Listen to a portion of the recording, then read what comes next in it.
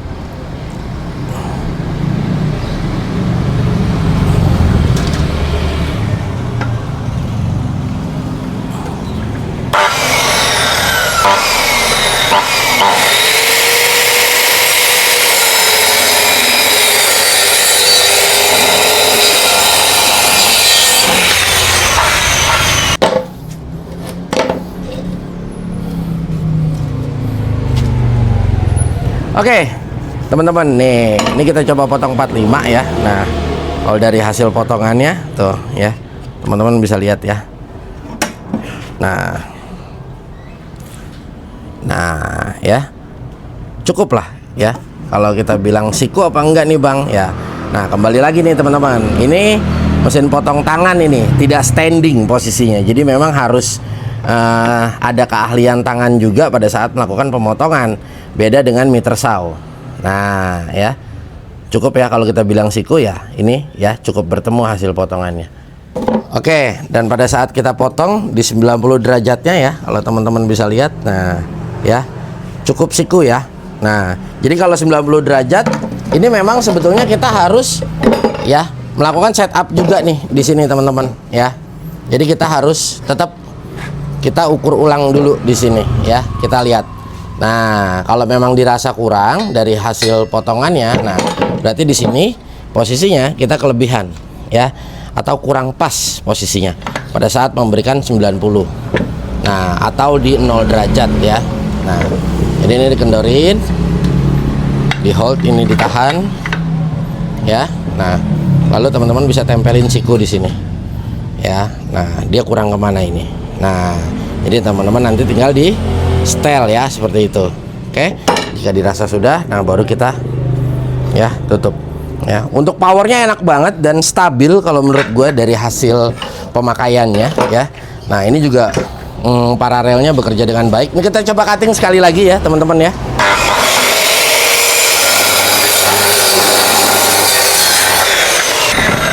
Mantap ya.